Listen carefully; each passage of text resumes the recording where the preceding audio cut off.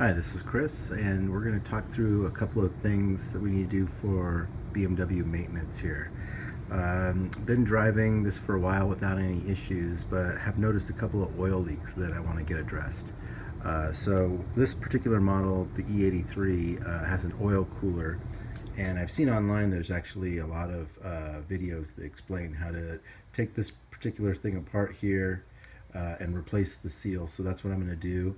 And then I'm also going to replace the seals down in here for the oil filter housing. And then finally, if you look back here, you can see this is actually showing a little bit of oil. So I'm thinking this cap is probably leaking too. So we're going to take a look at that and also replace that possibly.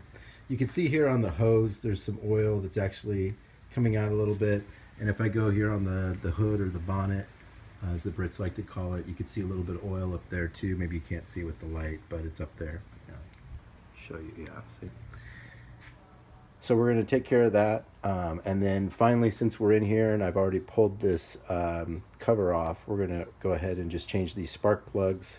Already ordered those. And I'm also going to have to change these shocks for the hood because these are starting to fail as well. So I have all of these. We're going to go through it. Most of the procedures to fix all this is already on YouTube, but I'm going to have this video also just to walk through some things. Okay, so let's get started.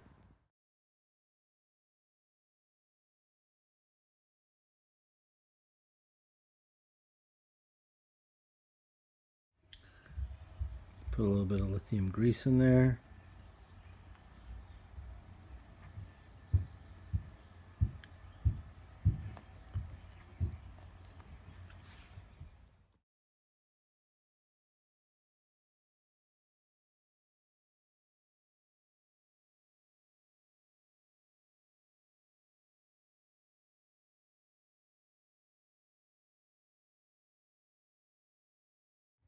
All right, so I've pulled the oil cooler off with the E12 um, socket, and you can see actually that if I go under here, this oil cooler is really dirty with oil and dirt underneath.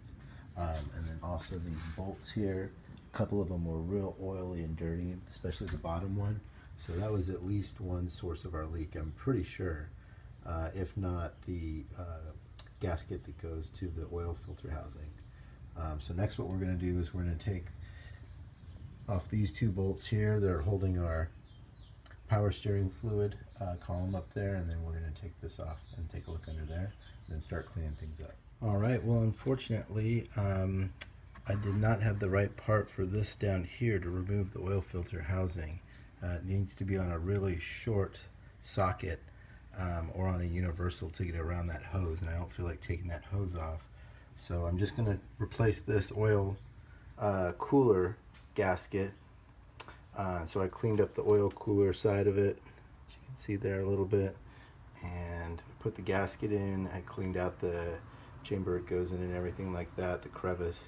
So I'm going to put it back on, and we'll try it out and see if the leak has stopped. All right, so we finished up with changing the oil cooler gasket, and that actually solved my oil leak. So I didn't actually have to go through and change the oil filter housing gasket. I didn't have the right wrench for it. I'll make sure I link where the right wrench is, but I couldn't change it, and it turned out it wasn't leaking anyway, so that's good. So we again have our new shocks in to keep the hood up. So that was an easy thing to do. And the last thing I'm going to do now for this maintenance is just change the spark plugs. And there's lots of videos that show you how to go ahead and do that. I'll go ahead and I'll do that right now. And then I put the air bridge and snorkel back in as well. Those are actually just, this piece slides out with just 2 screws here, and then this piece that covers it is 4 different screws, and that's the E set too, and I'll make sure I have a link to that. So I'm just going to change the spark plug, and that's it. Hope you enjoyed the video.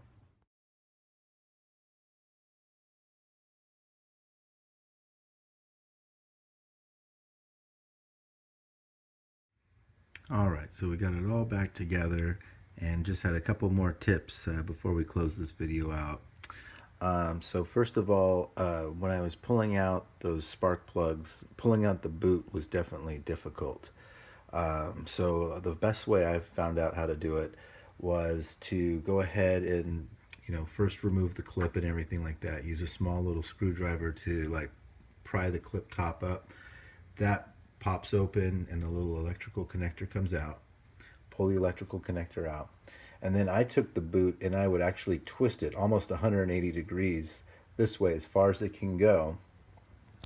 And then I took a screwdriver, a little bit longer screwdriver, something with some leverage, and you come in at it this way and get underneath the top of that tab and just pry it up a little bit. There'll be like a bank there that you can use as a fulcrum, and just get your screwdriver and just start prying it a little bit. Not too hard. I bounced on it a few times and then it actually started to loosen it up, and then you were able to pull it up.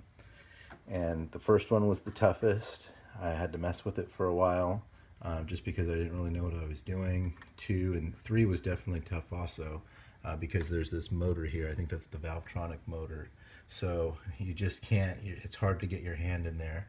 And that's where I first figured out if you spin it, almost 180 degrees, stick the screwdriver in there and just kind of tap it and try to pry it up. It pulled it up.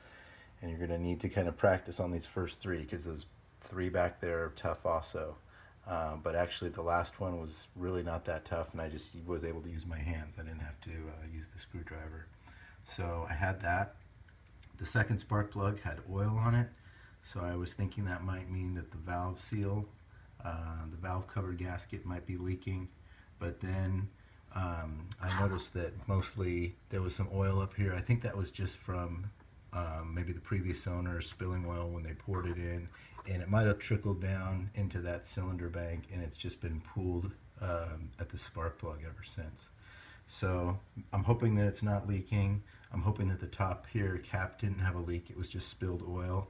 And you could see in the last video, I pressure washed it. I didn't mention it, but I pressure washed this engine, and it came out really nice. I'll put a link to one of the pressure washers, but it made it a little bit nicer to work on, to remove the spark plugs and service those. And just cleaned it up in here, and it was kind of oily and gross, and you can see it's looking a lot nicer down in there now. So it was definitely worth it to do the pressure wash. Spark plugs were a little bit challenging, but you'll be able to do it also. And then the hood shocks. So this has been a pretty good maintenance video, and stayed out of the dealership, so I was happy about that. Thanks a lot. Take care.